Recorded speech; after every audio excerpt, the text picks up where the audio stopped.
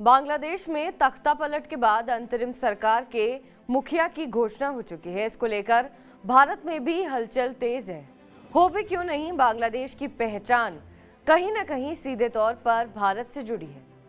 बांग्लादेश की पाकिस्तान से स्वाधीनता की बात हो या वहां का राष्ट्रगान, सब में भारत की अहम भूमिका रही है। पाकिस्तान के अत्याचार से बांग्लादेश को मुक्त कराने का श्रेय भारत को जाता है, तो वहां का राष्ट्रगान अमार शोनाल बांग्ला तक भारत की ही देन है, जो यहाँ के एक आंदोलन से उपजा गीत है। आइए जान लेते हैं कि गुरुदेव रविंद्रनाथ टैगोर ने ये गीत क्यों लिखा था और कैसे ये बांग्लादेश का राष्ट्रीय गान बना।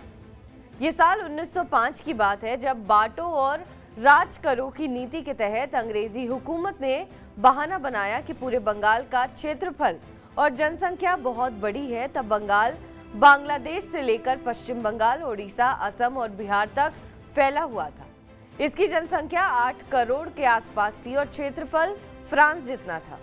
अंग्रेजों का कहना था कि बंगाल को दो भागों यानी पूर्वी बंगाल और पश्चिम बंगाल में बांट दिया जाए तो शासन करना आसान हो जाएगा। इसको देखते हुए अगस्त 1905 में बंगाल के विभाजन का आदेश पास हो गया। इसे 16 अक्टूबर 1905 को लागू भी कर दिया गया। इसके साथ ही लोगों को समझ में आ चुका था कि अंग्रेज बंगाल को पूर्वी और पश्चिम भागों में बांटकर लोगों को बांटना चाहते हैं, क्योंकि इसका पूर्वी हिस्सा मुसलमानों की बहुलता वाला था, वहीं बंगाल के पश्चिमी हिस्से में हिंदुओं की आबादी ज्यादा थी। इसलिए लोगों के मन में ये बात घर कर गई थी कि अंग्रेज बांटो और राज करो वाली अपनी पुरानी चाल चल रहे हैं।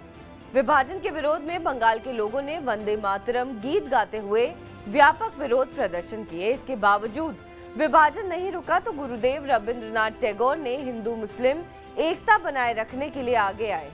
उन्होंने 16 अक्टूबर यानी उस दिन को राष्ट्रीय शोक दिवस मनाने का ऐलान किया, जिस दिन बंगाल विभाजन का फैसला औपचारिक रूप से लागू होना था। सहयोग ऐसा था कि 16 अक्टूबर 1905 को ही राखी पूर्णिमा थी, यानी उस दिन राखी का त्योहार भी था।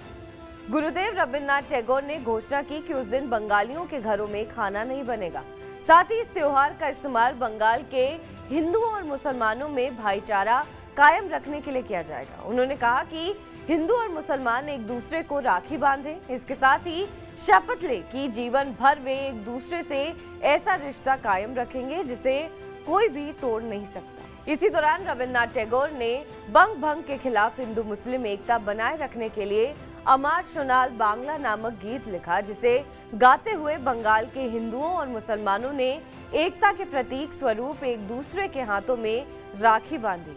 अंग्रेजों के विभाजन के फैसले के विरोध में लिखा गया ये गीत गाते हुए लोग विरोध प्रदर्शनों में हिस्सा लेते थे। फिर भारत के विभाजन के बाद पाकिस्तान बना। पाकिस्तान के दो हिस्से थे, पूर्वी पाकिस्तान और पश्चिमी पाकिस्तान। पूर्वी पाकिस्तान में बांग्ला भाषी मुसलमानों की संख्या ज्यादा थी, जिन पर पाकिस्तान के हुक्मरान जातियां करते थे। पाकिस्तान के अत्याचारों से आजीज आकार पूर्वी पाकिस्तान के लोगों ने खुद को आजाद घोषित कर दिया और मुक्ति वाहिनी बनाकर सशस्त्र संघर्ष शुरू कर दिया। साल 1971 में भारत की मदद से नए देश बांग्लादेश का गठन हुआ तो इसने अपने राष्ट्रीय गान के रूप में रविंद्रनाथ टैगोर के लिखे हुए गीत अमार शोनाल बांग्ला को ही अंगीकार किया। बहरहाल इस खबर पर आपका क्या कुछ कहना है, हमें कमेंट करके जरूर बताएं। बाकी देश और विदेश की तमाम बड़ी खबरों के लिए आप बने रहें TV9 डिजिटल।